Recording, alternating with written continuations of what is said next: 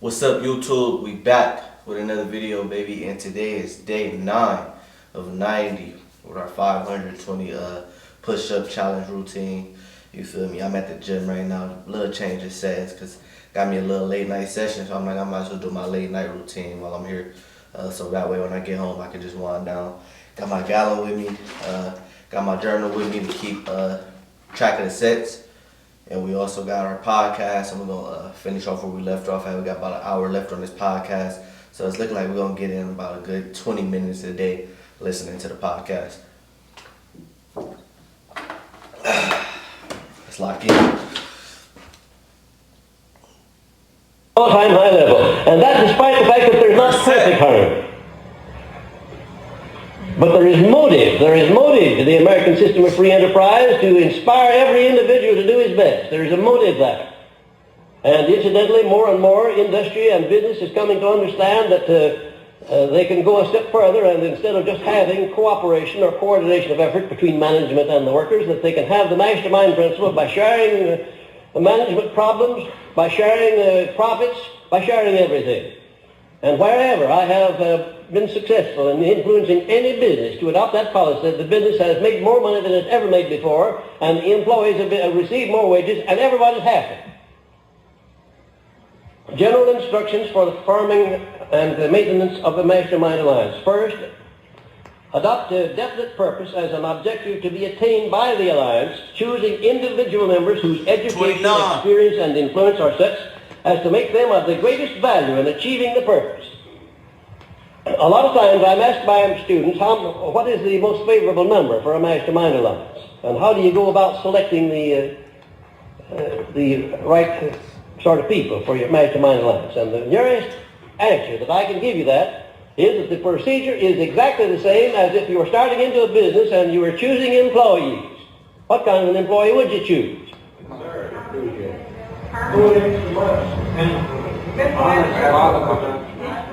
Marvelous. I see the sparks flying. Wonderful. Wonderful.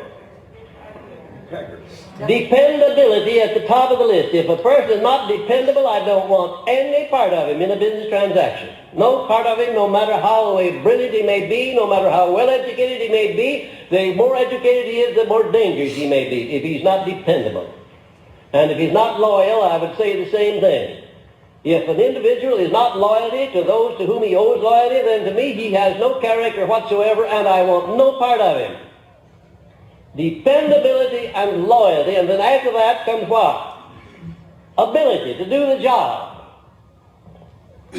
Ability. Look, notice where I place ability, down at third place. I'm not interested in the man's ability until I found out whether he's dependable and whether he is loyal. And then what would you say came after that in my category, my buckaroo? 27. Number 4, positive mental attitude, of course. What good is a negative wet blanket around you? Why, you could pay him to stay away and then be ahead of the game.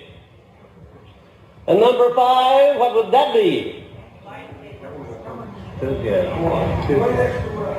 Going the extra mile, that is right. And number 6, what would you say that is?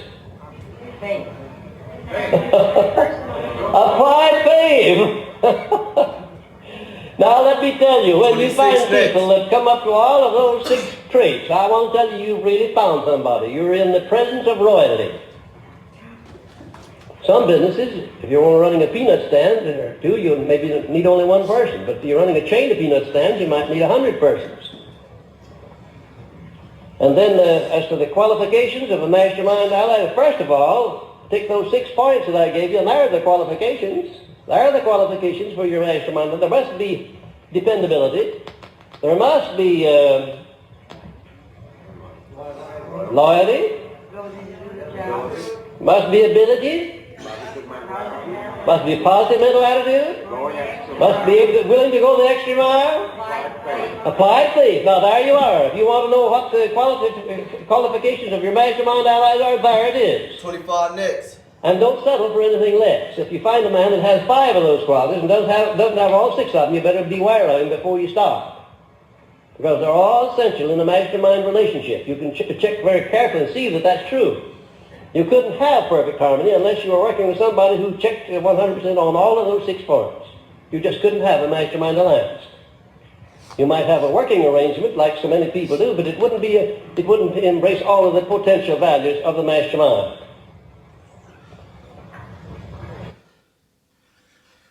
Next, determine what appropriate benefit each member may receive in return for his cooperation in this alliance. And remember, ladies and gentlemen, nobody ever does anything for nothing. 24 next. No, they never do. You say when you give love to somebody, you don't get anything out of that? You don't do that for nothing? Well, let me tell you something. You get plenty out of that. Because to have had the privilege of loving is a great privilege. And even though the love is not returned, you still have had the benefits of that state of mind known as love. And you've enjoyed the development and growth as a result of it. No, there's no such thing as something for nothing. Nobody works without some sort of a compensation. There are very many different forms of compensation. So don't expect that your mastermind allies are going to jump in and help you make a fortune or help you do anything unless they are equally participating in the benefits that come out of that mastermind alliance. Now there's the criterion by which you go. They must approximately, each individual must approximately benefit equally with yourself, whether it's a monetary benefit or a happiness or peace of mind benefit, social benefit, or whatever it happens to be. Never ask anybody to do anything, if you want to be sure of his doing it, unless you give him an adequate motive for doing it. If I went down to the bank and wanted to borrow $10,000, what would be an adequate motive for the bank lending me that money? Two motives. All of them under the heading of desire for financial gain. Now they'd want a bank would be delighted to loan me as much money as I could take away if I give them 3-for-1 security. Collateral. They want collateral and they want the profit on that loan. That's what they're in business for. Now there are other transactions not based upon the monetary motive. For instance, when a man asks the girl of his choice to marry him, what's the motive there? Love. Sometimes. Theoretically, love, yes. Animal magnetism. Money. Well, isn't this interesting? I bet out of all the people sitting here, everyone will have a different idea or definition as to what the motive is when a man asks the girl of his choice to marry him and she accepts. Why does she accept him?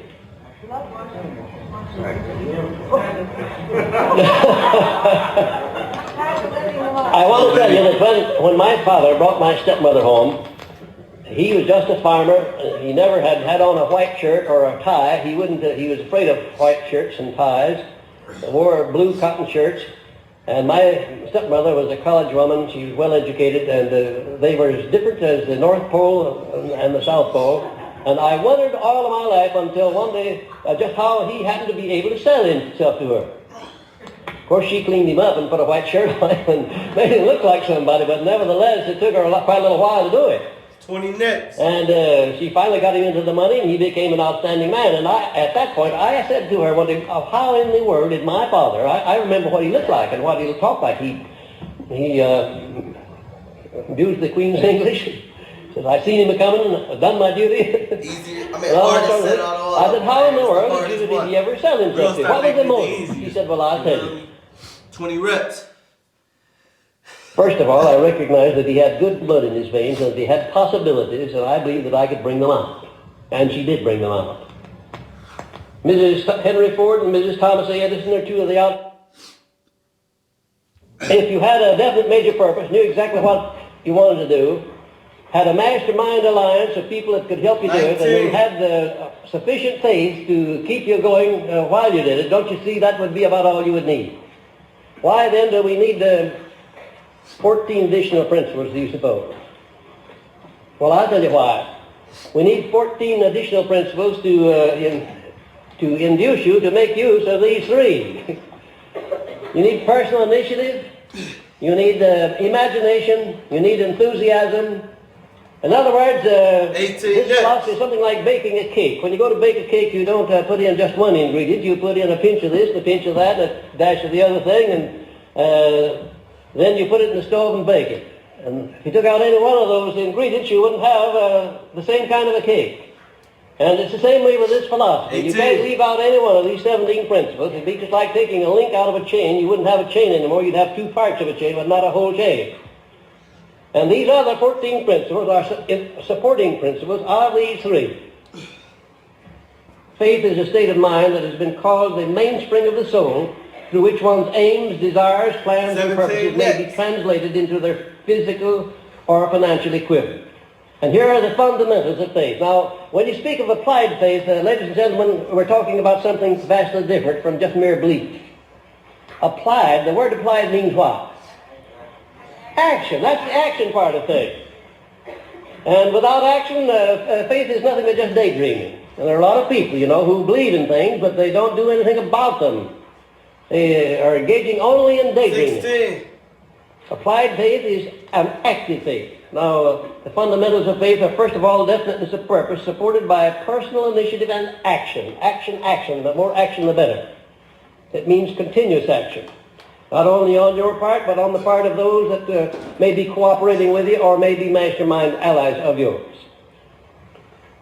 Next, a positive mind, free from all negatives such as fear, envy, hatred, jealousy, and greed, is essential. Mental attitude determines the effectiveness of faith. Mental attitude. Did you know that is a fact? 15. The frame of mind that you're in when you go to pray determines what happens as a result of that prayer. There's no two ways about that. You can test it for your own selves and find out. I have no doubt you have.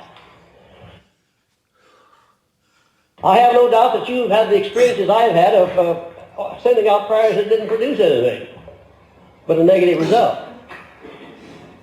You've had that experience, haven't you? Yes. How many of you have had that experience? 14. Oh, come on now, be modest. Get it, baby. Do you suppose there ever was anybody that didn't have that experience at one time or another? I want to tell you that when you go to prayer, unless you have such absolute faith that whatever you are going after, that you're going to acquire, that you can see it in advance in your possession before you start asking for it, the chances are that the effect of your prayer is going to be negative. And next, a mastermind alliance with one or more people who radiate courage based on faith and are suited mentally and spiritually to one's needs in carrying out a given purpose. I'm talking to you now about the elements or the constituent parts or the premises that go into the business of applied faith. And next, recognition of the fact that every adversity carries with it the seed of an equivalent benefit, and temporary defeat is not failure until it has been accepted as such. Do you know where the majority of people fall down in connection with their application of their faith? It's when they're defeated, and they accept that defeat as being something they can't do anything about.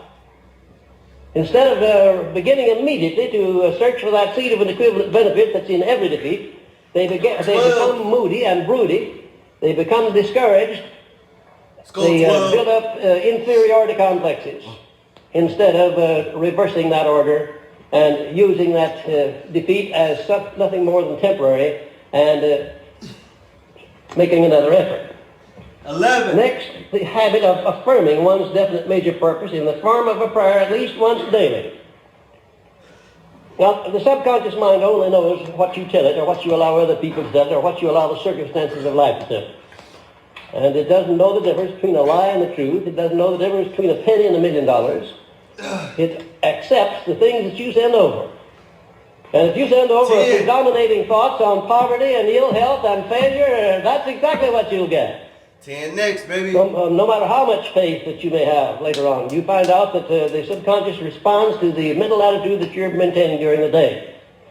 And it's necessary for you to affirm over and over again the objects that you are going to attain in life until you educate your subconscious mind to attract automatically to you the things that are related to what you're aiming to attain in life. You'll find that your mind is like an electromagnet. And once you charge it with a clear picture of what you want, it will attract to you from the highways and the byways the things that you need to carry out that purpose. First burnout. And next, recognition of the existence of infinite intelligence that gives originalness to the entire universe. That the individual, you that is a minute expression of this intelligence. And as such, you, the individual, your mind has no limitations except those accepted or set up in your own mind. Your mind has no limitations whatsoever. except those that you allow to be established there or that you deliberately set up in your own mind or accept. 3 more left. Now that's a pretty broad statement, isn't it? 3 sets of 25 But left. the achievements of men like Mr. Edison and Mr. Ford and Mr. Carnegie and Napoleon Hill, if you please, certainly, definitely supports the idea that there is no limitation except that which you set up in your own mind. And if I had ever wavered for 1 second, from the time that I started with Mr. Carnegie up until the time I gave this philosophy to the world, if I had wavered 1 second in my belief that I would do it, I would never have done it. Second set, 25. How did I have to do it? Do you have any idea what played the strongest part in what I've achieved? It wasn't my brilliancy. It wasn't my outstanding intelligence. I have no more brilliancy than the average person, and no more intelligence than the average person. But there was something in there that was responsible for it. Let me pause it real quick, let y'all know what's going on.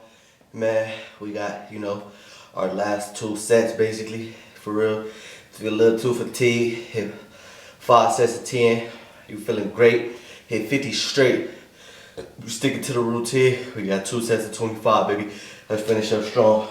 Pay attention to this podcast.